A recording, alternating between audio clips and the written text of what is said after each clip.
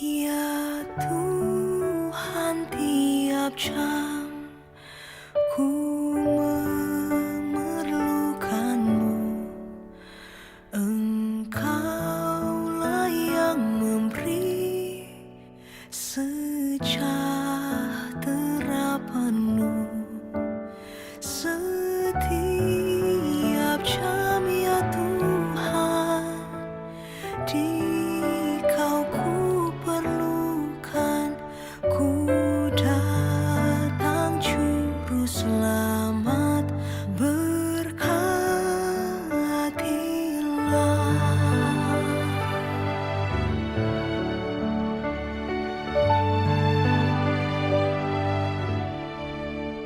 Ya Tuhan, tiap jam ku memerlukan-Mu.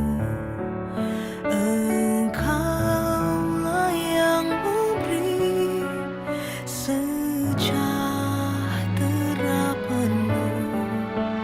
Setiap jam ya Tuhan, Di-Kau ku perlukan, ku datang Juru Selamat, berkatilah.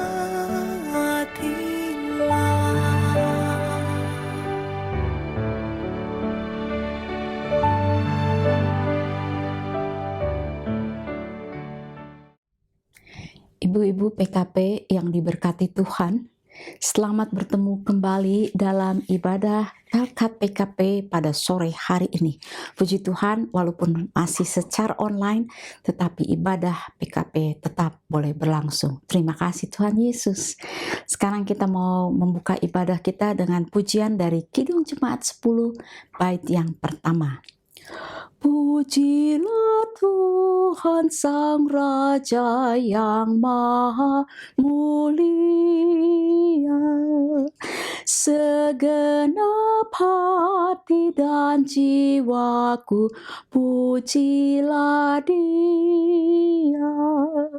Datang bergem, berilah musikmu bergem, angkatlah puji-pujian.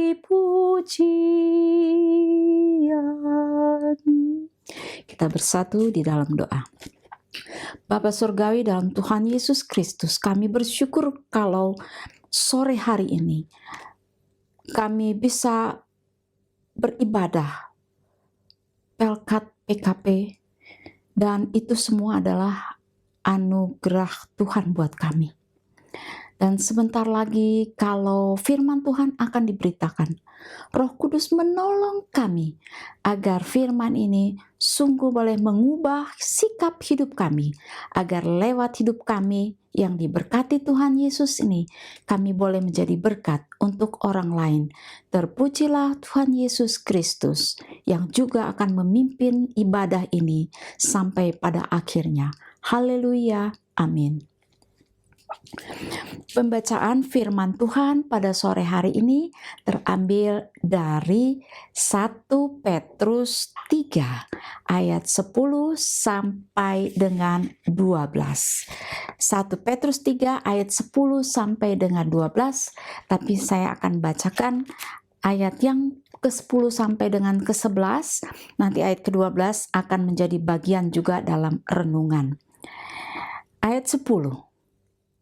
Siapa yang mau mencintai hidup dan mau melihat hari-hari baik, ia harus menjaga lidahnya terhadap yang jahat dan bibirnya terhadap ucapan-ucapan yang menipu. 11. Ia harus menjauhi yang jahat dan melakukan yang baik. Ia harus mencari perdamaian dan berusaha mendapatkannya. Ibu-ibu, demikianlah firman Tuhan. Terpujilah Tuhan Yesus Kristus.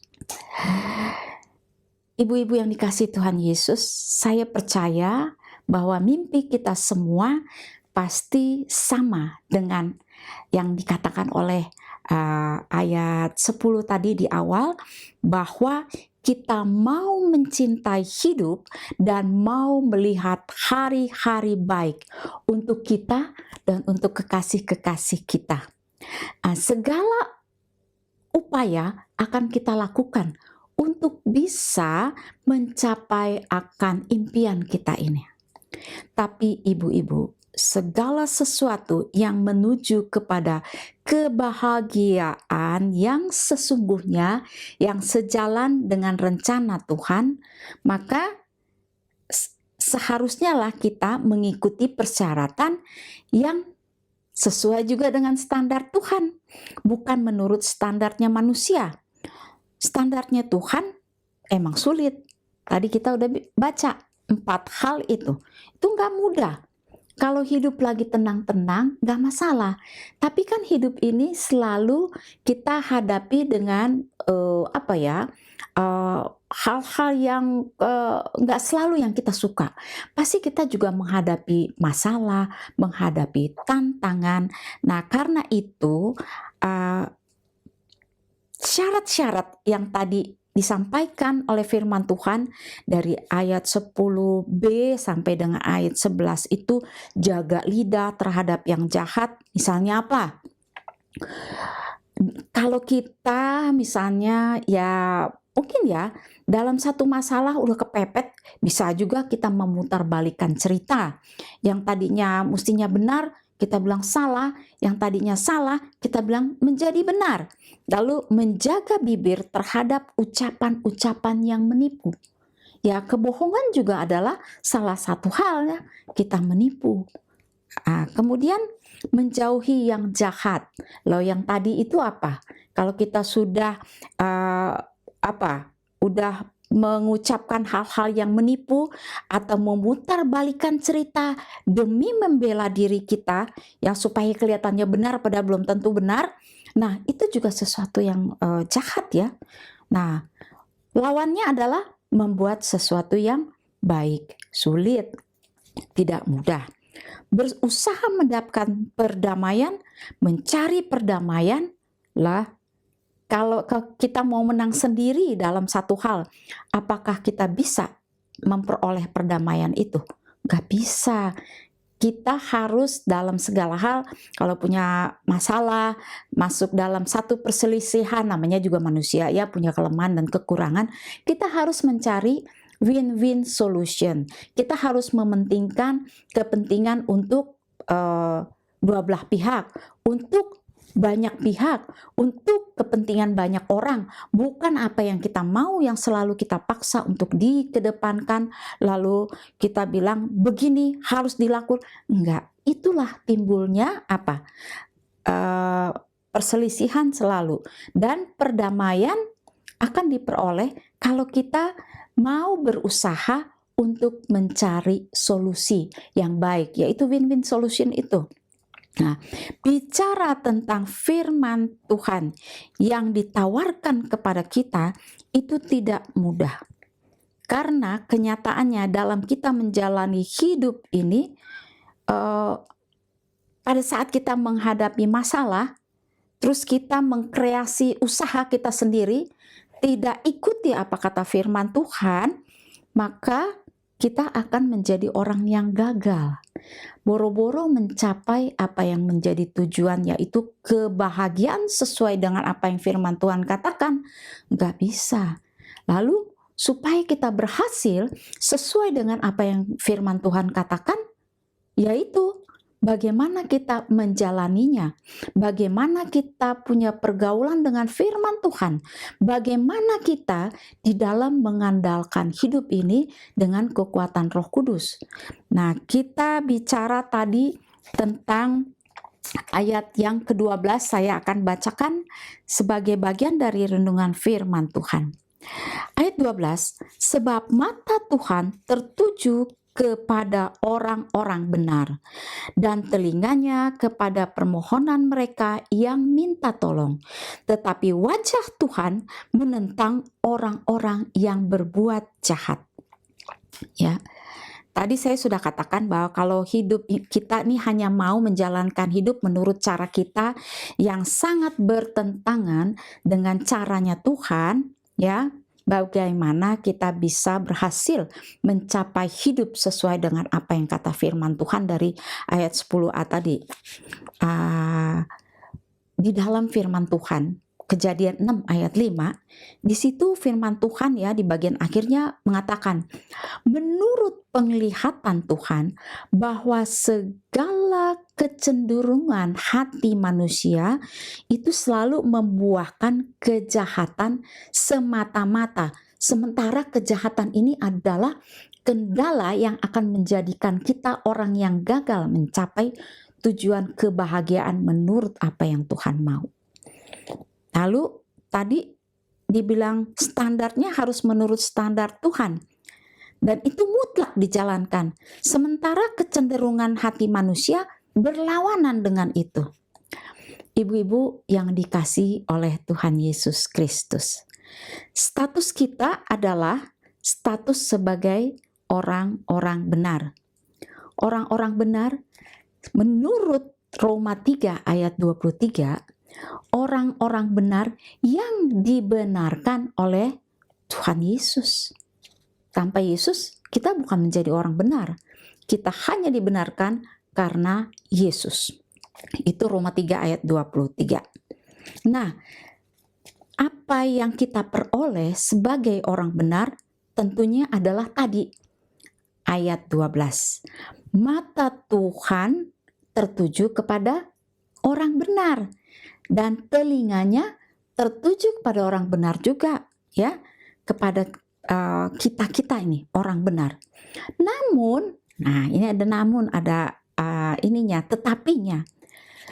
Ingat, walaupun kita orang benar, seringkali kita menjadi orang yang gagal. Karena Mazmur 66 ayat 18 katakan, sudah punya niat saja, kita niat jahat ya, kita sudah berdosa. Dan itu menghalangi apa yang menjadi berkat kita dari Tuhan. Lalu Yesaya 59 ayat 1-2, yang menghalangi kita antara kita dengan Allah, ya, yang sehingga berkat yang sebenarnya disediakan bagi kita atau doa yang kita panjatkan pada Tuhan itu menjadi tidak terrealisasi, itu karena dosa dan karena kejahatan menurut Yesaya 59. Tentunya hal ini mengakibatkan kita berhadapan dengan Tuhan yang menentang kita. Tadi kan katanya, wajah Tuhan menentang orang jahat. Lalu kalau yang kita lakukan adalah kejahatan, ya siapa yang kita tantang? Tuhan sendiri. Ya mungkin kita nggak sadar, termasuk saya juga. Ya, kita sama semua. Lalu kembali kepada status kita sebagai orang benar. Sebenarnya sebagai orang benar, menurut Efesus 1, itu dikatakan ayat 13b, orang percaya, orang yang sudah dibenarkan itu memperoleh Roh Kudus, dimeteraikan oleh Roh Kudus. Roh Kudus itulah yang menolong kita, membantu kita pada saat kita dalam kelemahan-kelemahan kita yang membuat kita gagal mencapai apa yang dinamakan kebahagiaan yang sesungguhnya. Nah, karena itu sekarang di dalam merangka kita mencapai apa yang menjadi cita-cita kita, yaitu kebahagiaan kita, melihat hari-hari baik kita bersama keluarga yang kita kasihi, bersama jemaat yang kita cintai. Nah, itu adalah tergantung kita. Kita mempunyai seorang penolong, yaitu Roh Kudus sebagai penolong kita. Ya, pribadi yang selalu mendampingi kita, yang setia mendampingi kita. Sekarang diserahkan kepada kita untuk memilih mana yang baik. Kita tahu kan bahwa Tuhan maunya yang baik yang kita lakukan, bukan tadi yang katanya bukan lidah yang membuat kejahatan, ya, memutarbalikkan cerita, bukan bibir yang mengucapkan hal-hal yang menipu, bukan itu. Yang Tuhan mau adalah kita melakukan hal yang baik. Kita semua tahu hal baik apa. Yang menjadi hal baik itu selalu kita tahu, ya, yaitu yang memberkati orang lain, bukan membuat orang lain sengsara. Itu hal yang baik. Nah, pilihan ada pada kita. Kata Matius 7, memang kalau jalan menuju kehidupan itu jalannya sempit, jalannya susah, jalannya repot, gak mudah. Lalu kan kita punya pendamping Roh Kudus, tapi seringkali kita lebih mengandalkan kita punya ego daripada Roh Kudus yang Tuhan Yesus meteraikan bagi kita. Lalu pilihan kedua ada, yaitu sebaliknya.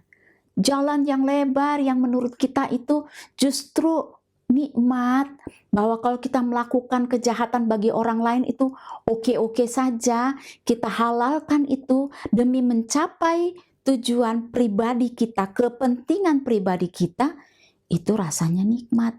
Tapi kata Matius 7 itu pada akhirnya menuju pada apa? Kebinasaan. Kebinasaan, ya kita nggak mencapai apa yang sebenarnya sesungguhnya kebahagiaan. Itu beda. Mungkin kebahagiaan duniawi beda ya. Tapi kebahagiaan yang Tuhan Yesus mau itu adalah kebahagiaan yang kekal. Ya, kebahagiaan yang tidak bisa terukur oleh ukuran manusia. Itu yang dikatakan oleh firman Tuhan.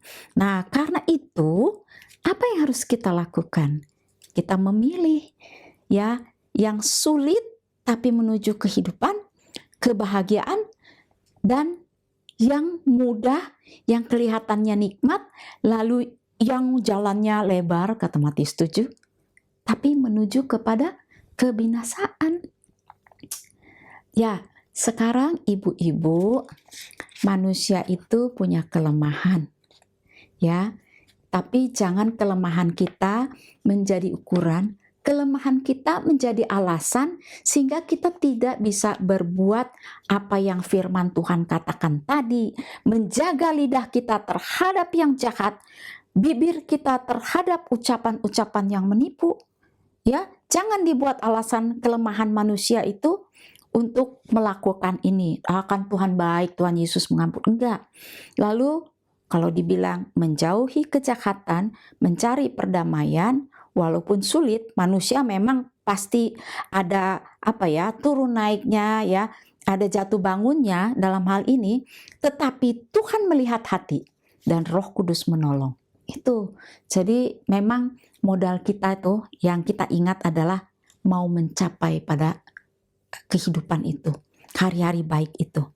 Ya. Jangan andalkan kemampuan manusia kita ini yang lemah.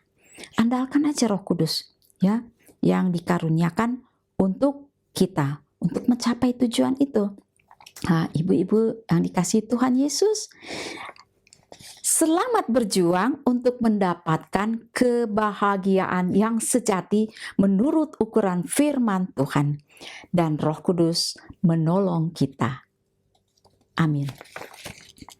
Untuk memberikan respons terhadap firman Tuhan dan untuk memberikan bagian dari berkat yang Tuhan sudah limpahkan bagi kita sebagai rasa terima kasih kita kepada Dia sumber hidup kita, mari kita nyanyikan Gita Bakti 277 bait yang pertama sambil kita menyampaikan persembahan kita. Firman Allah sudah kau dengar, laksanakan dalam hidupmu. Firman Allah hendaklah kau sebar pada orang di sekelilingmu. Hai, pergi segera, Tuhan utus dirimu, wartakan karya kasih-Nya. Roh Kudus menolongmu dan memimpin langkahmu. Majulah tetap teguh. Mari kita bersatu di dalam doa. Kita berdoa. Tuhan Yesus, Alangkah bahagianya kami memiliki Tuhan Yesus yang begitu memperhatikan hidup kami semua. Hidup yang paling utama adalah kehidupan rohani kami. Dan Tuhan, setiap saat Tuhan mau penuhi itu dengan firman-Mu. Terima kasih Tuhan. Dan Roh Kudus bantu kami agar firman Tuhan yang selalu kami dengar, yang selalu kami baca setiap hari, yang baru saja juga bagian firman Tuhan yang kami dengar, biarlah Roh Kudus tolong kami untuk bisa mampu menyerapnya dalam kehidupan rohani kami, dan kami punya kerinduan untuk melakukannya sebagai anak-anak Tuhan yang boleh menjadi berkat bagi orang lain, agar lewat hidup kami boleh menjadi surat-surat Kristus yang terbuka, sehingga orang lain melihat kami, mereka memuliakan Tuhan Yesus. Terima kasih Tuhan untuk firman-Mu. Tuhan Yesus, kami berdoa untuk persembahan yang baru saja kami sampaikan. Tuhan, itu semua adalah berkat dari Tuhan untuk kami. Dan bagiannya itu yang kami sampaikan kepada Tuhan sebagai rasa terima kasih kami atas kebaikan-Mu dalam hidup kami, memelihara pribadi kami, memelihara keluarga kami, memelihara jemaat kami, memelihara bangsa kami. Kami sampaikan itu. Biarlah benda-benda mati ini, kalau Tuhan Yesus berkati, sungguh menjadi berkat dalam pelayanan kami. Terima kasih Tuhan Yesus. Tuhan, kami berdoa untuk jemaat kami. Kami menyerahkan Bapak Pendeta Maksales Kapo sebagai Ketua Majelis Jemaat. Kami menyerahkan beliau, biar roh hikmat, akal budi, takut akan Tuhan mengawali setiap hal yang beliau lakukan. Bahkan beliau pikir dan beliau katakan, supaya lewat hidupnya kami semua diberkati Tuhan Yesus. Tuhan memberkati juga keluarganya tuh. Apa yang mereka gumuli, apa yang mereka butuhkan, Tuhan siapkan karena mereka adalah hamba-hamba-Mu. Tuhan Yesus memberkati juga setiap pendeta yang ada dalam jemaat kami. Tuhan tolong mereka juga, karena mereka selalu menyediakan waktu, memberikan waktunya untuk melayani kami. Tuhan tolong mereka bersama keluarga dan pelayanannya. Semua presbiter, semua pengurus pelkat, semua pengurus komisi, semua bagian dari unit misioner yang ada, Tuhan Yesus berkati dan berikan kami semua rasa takut akan Tuhan dalam melayani-Mu, sehingga kami tidak akan pernah gagal dalam melayani Tuhan, tidak akan pernah kami meninggalkan pelayanan kami. Kami selalu setia taat kepadamu Tuhan Yesus. Terima kasih Tuhan Yesus. Tuhan, dunia sekarang sedang menghadapi COVID-19, termasuk bangsa Indonesia.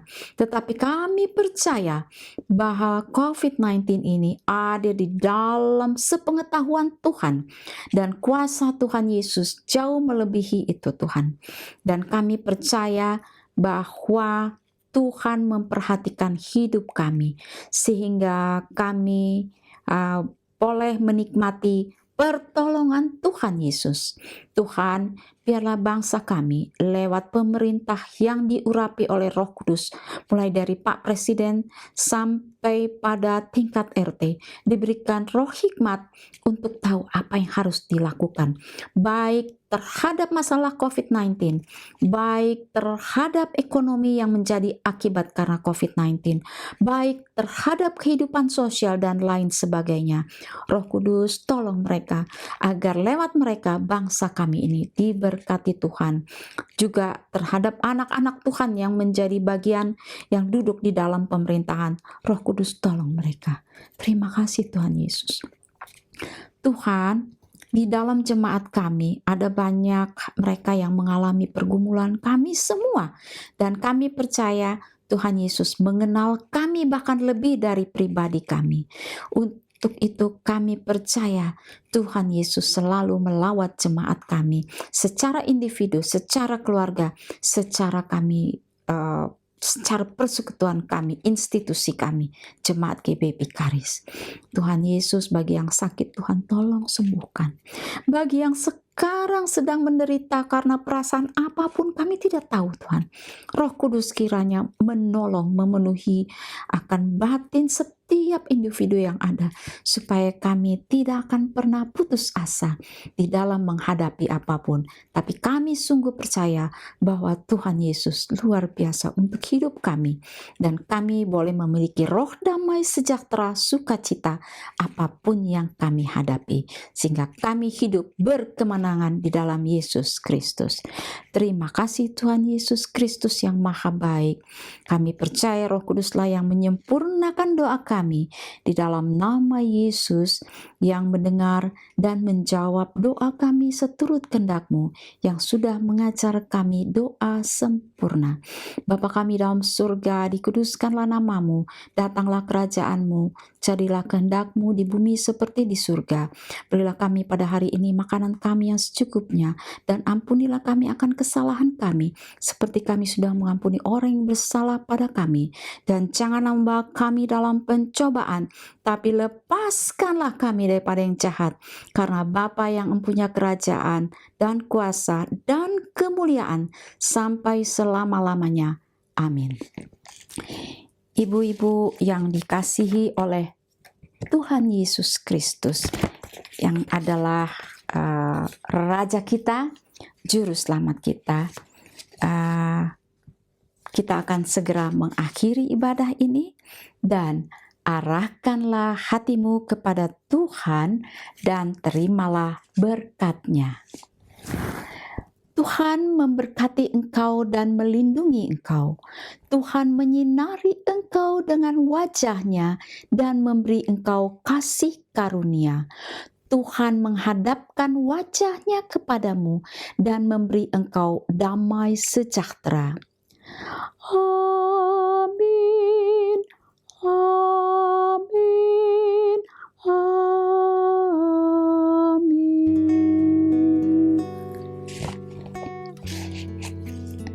Selamat bertemu kembali dalam ibadah-ibadah yang akan datang. Tuhan Yesus memberkati.